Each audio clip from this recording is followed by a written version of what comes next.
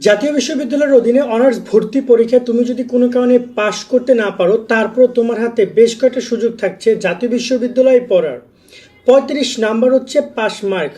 যদি কোনো কারণে 35 না আসে, তাহলেও তুমি আরও প্রায় 2 থেকে 3টা অপরচুনিটি পাচ্ছ ন্যাশনাল ইউনিভার্সিটিতে অ্যাডমিশন হওয়ার জন্য। কারণ ন্যাশনাল ইউনিভার্সিটি শুধুমাত্র এইখানেই শেষ না, এরপর আরও বেশ কিছু কোর্স আছে। সেটা কবে শুরু হবে, কী হবে না হবে, সেটা নিয়ে আমরা আজকে ভিডিওতে ডিসকাশন করছি। দেখো, অনার্স ভর্তি একটা আলাদা বিষয়, ডিগ্রি আলাদা একটা বিষয়, প্রফেশনাল অনার্স আর একটা ব্যাপার, আবার প্রাইভেট অনার্স আলাদা একটা ব্যাপার, প্রাইভেট ডিগ্রি আবার আলাদা একটা ব্যাপার। মানে বেশ কয়েকটা কোর্স আছে যেখানে তোমরা চাইলে তোমাদের সুযোগ নিতে পারো। তবে এখানে সার্টিফিকেটের ভ্যালু আপ ডাউন করে। কোনো কোনো জায়গায় সার্টিফিকেট ভ্যালু অনেক বেশি। যে কোনো চাকরির বাজারে যেখানে যাও না কেন, সেখানে তোমাকে খুব গ্রহণযোগ্যতার সাথে মূল্যায়ন করবে। আবার কিছু কিছু জায়গায় তোমাকে একটু বাঁকা চোখে দেখবে। আজকে আমরা একটা কথা বলছি যে কিভাবে তোমরা এই বিষয়টা সম্পর্কে বুঝবা, জানবা। অনার্স ভর্তি পরীক্ষায় 35-এ পাস। তোমরা জানো এর আগে কততে পাস ছিল? এর আগে ছিল 40-এ পাস। এখনকার পোলাপানের মেধা কমে গেছে, তাই ন্যাশনাল ইউনিভার্সিটি ডিসাইড করছে পরীক্ষার পাস মার্ক কমাই দিবে। তারা 35 এনেছে, মানে পাস মার্ক এখানে তারা ফার্স্টে কমায় রাখছে।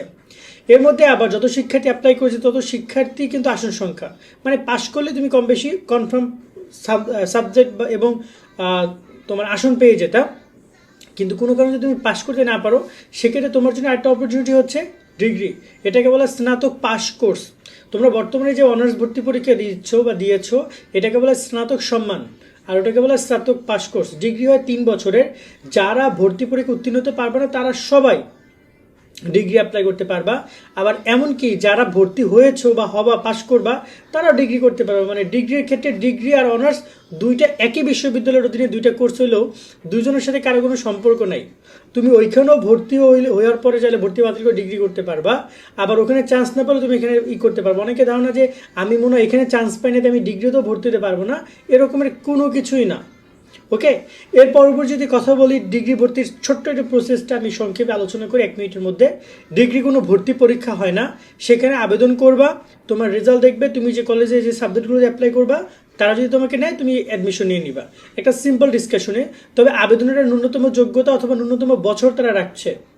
যেমন সম্ভবত তোমাদের এখানে 3 বছর পর্যন্ত তারা অ্যালাউ করবে ভর্তির ক্ষেত্রে, এসএসসি এবং ইন্টারমিডিয়েট, যেটা অনার্সে করেছিল 2 বছর, ডিগ্রির ক্ষেত্রে 3 বছর অ্যালাউ করবে। তার সাথে আরও বেশ কিছু ক্রাইটেরিয়ার কথা এটা ভর্তি বিজ্ঞপ্তিতে জানা যাবে। এটা নিয়ে কারা কারা ডিটেলস ভিডিও চাও, চাইলে কমেন্টে আমাদেরকে জানাতে পারো। এছাড়া আরও বেশ কিছু সুযোগ রয়েছে, যেমন প্রাইভেট অনার্স যেটা, সেটা বিভিন্ন বিশ্ববিদ্যালয় বিভিন্ন কলেজে প্রাইভেটভাবে চালু করে। এটা তোমাদেরকে সেই সব জায়গায় খোঁজখবর নিতে হবে। এরপর যদি কথা বলি তোমাদের প্রাইভেট যে অনার্স রয়েছে, সেটা আমি আসলে মূলত খুব বেশি সাজেস্ট করবো না। তারপর বিভিন্ন কলেজের অধীনে, এটা জাতীয় বিশ্ববিদ্যালয়ের অধীনে একদম ওভাবে না, বাট বিভিন্ন কলেজ প্রাইভেট অনার্স কোর্স করায়, সেক্ষেত্রে কলেজ ভিত্তিক যোগাযোগ করো। বিশেষ করে অনেক প্রাইভেট কলেজগুলো রয়েছে, সরকারি কলেজগুলোতে কিছু কোর্স থাকে, সেখানে যোগাযোগ করলে তোমরা প্রাইভেট অনার্সে। তাছাড়া আরেকটা ইনফরমেশন আমি এখানে অ্যাড করি, আগামী বছরও কিন্তু তোমরা চাইলে অনার্সে ভর্তি পরীক্ষা দিতে পারবা। সেকেন্ড টাইমার জাতীয় বিশ্ববিদ্যালয়ে অ্যালাউ। তবে যারা 2024-এ এসএসসিতে পাস করেছো তারা আর পরীক্ষা দিতে পারবে না, তারা ডিগ্রিতে ভর্তি হয়ে যাও। কিন্তু যারা 2025-এ পাস করেছো, এইবার তোমার প্রথমবার এক্সাম দিয়েছো, আগামীবার এক্সাম দিতে চাও, তারা আগামীবার এক্সাম দেওয়ার সুযোগ পাবা, আবার এই সেম প্রসেসে গিয়ে ভর্তি হতে পারবা। ওকে, তো এই অপশনগুলো রয়েছে, আশা করি তোমরা বুঝেছো। তাছাড়া তোমরা কোন বিষয় নিয়ে আরও বিস্তারিত ডিটেলস ভিডিও চাও, সেটা কমেন্টে জানাতে পারো। সকলে অনেক ভালো থাকবা। আল্লাহ হাফেজ।